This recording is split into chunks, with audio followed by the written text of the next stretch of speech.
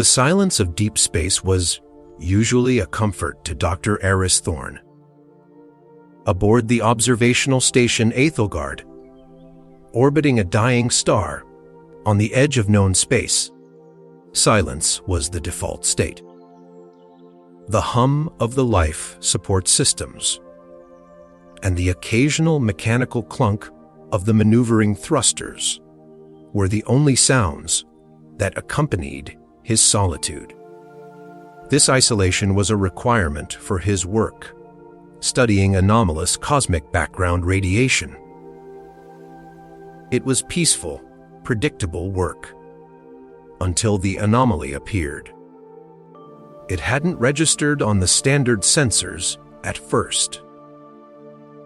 It was a localized distortion, a wrinkle in the fabric of space-time that simply bypassed the station's primary arrays. It was only when Eris was running a manual diagnostic on the external optical sensors that he saw it. An object, seemingly impossible in its geometry, resting silently against the hull of the station. Sweeting up, Eris ventured out into the void. The object was smooth, cold to the touch, even through the insulated gloves of his EVA suit. It was roughly the size of a human skull, but its shape defied description. It seemed to have too many angles, folding in on itself in ways that made Eris's eyes water if he stared too long. He brought it inside, securing it in the primary containment lab. That was his first mistake. The initial scans were baffling. The object emitted no radiation, had no discernible mass, and yet it possessed a localized gravitational field that faintly tugged at the instruments in the lab. Eris spent days poring over the data, sleeping only when exhaustion forced his eyes shut. His dreams were plagued by sprawling, impossible architectures and a whispering voice that sounded like grinding stone. On the fifth day, the whispering started while he was awake. It wasn't a sound he heard with his ears. It was a pressure in his mind, a rhythmic thrumming that aligned perfectly with the beating of his own heart. He tried to ignore it, focusing on the spectrometer readings, but the numbers on the screen began to blur, reforming into alien, angular symbols. He approached the containment unit. The object seemed to have changed.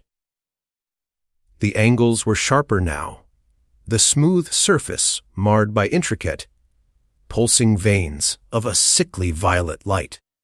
The thrumming in his head grew louder, more insistent. It felt less like a sound and more like an instruction. Align, converge, open. Eris staggered back, clutching his head. The voice wasn't speaking English, yet the meaning was perfectly, horrifyingly clear. It was a command. He looked at his hands and realized they were moving without his conscious input, adjusting the controls of the containment field, lowering the barriers. No, he rasped, his voice sounding thin and weak in the sterile environment of the lab. He tried to pull his hands away, but his muscles refused to obey. The containment field flickered and died. The object didn't move, but the air around it grew dense, heavy with the smell of ozone and old dust. The pulsing violet light intensified, casting long, unnatural shadows that seemed to writhe and dance on the walls. The thrumming in Eris's mind reached a crescendo, a deafening roar that drowned out everything else. the ritual of the threshold. The words crystallized in his consciousness, cold and absolute. This wasn't an artifact to be studied, it was a key. And he, in his arrogance and isolation, was the catalyst. His body, acting on unseen commands, began to move around the lab. He dragged heavy equipment, centrifuges, mass spectrometers, shielding plates, into precise, geometric positions surrounding the object. He was building an altar, reconstructing the impossible geometry of the artifact on a larger scale. Hours bled into what might have been days. Eris was a passenger in his own body, forced to watch as he meticulously constructed the ritual site. His fingers bled from hauling heavy metal. His breath came in ragged gasps. But the entity controlling him allowed no rest. When the final piece, a heavy lead, lined casing, was moved into position, a profound stillness fell over the lab. The thrumming in his mind ceased instantly, leaving a terrifying void in its wake. He was back in control. He collapsed to the floor, panting, staring at the impromptu altar. In the center, the artifact thrummed with a renewed, violent energy. The violet light was blinding now, a solid pillar of illumination that stretched towards the ceiling. Eris knew what he had to do.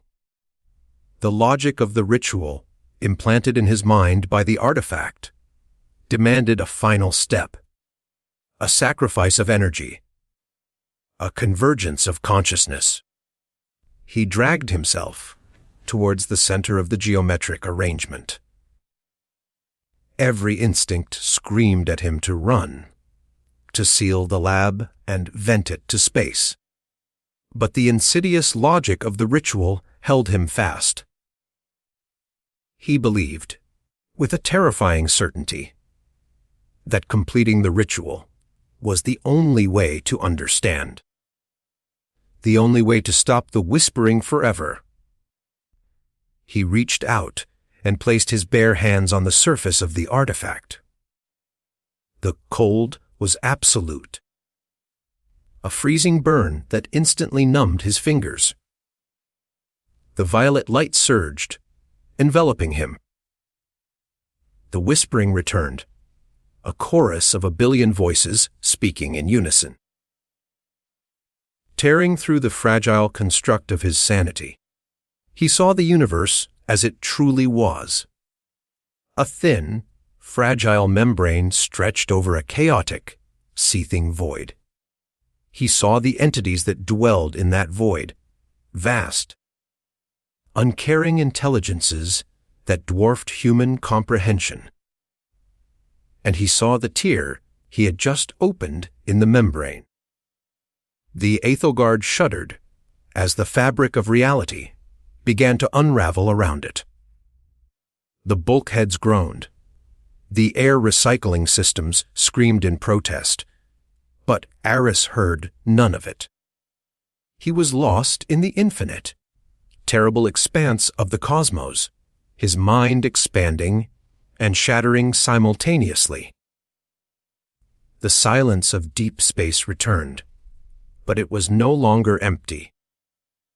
It was filled with the waiting, watching presence of the unknown. And the ritual was complete. The vast intelligence beyond the veil had observed his meager offering and found it acceptable. Yet, the opening remained, a cosmic wound bleeding strange. Unearthly light into the mundane universe. Eris, transformed from researcher to herald, floated amidst the wreckage of his former life. His physical form beginning to shift and dissolve into the impossible geometry he had unwittingly worshipped. The transmission logs of the Aethelgard ceased entirely, leaving behind only an echoing static that sounded disturbingly like laughter. Back on Earth, in a small, windowless office, a junior analyst noted the sudden loss of signal from the distant outpost. She logged the anomaly, completely unaware that the silence she recorded was not an absence, but an arrival. The stars above her city blinked with an alien, calculating coldness, anticipating the spread of the threshold. The whispers began softly. A collective sigh carried on the solar wind, promising knowledge, demanding convergence, and ensuring that nowhere, not even the deepest void, was truly safe anymore.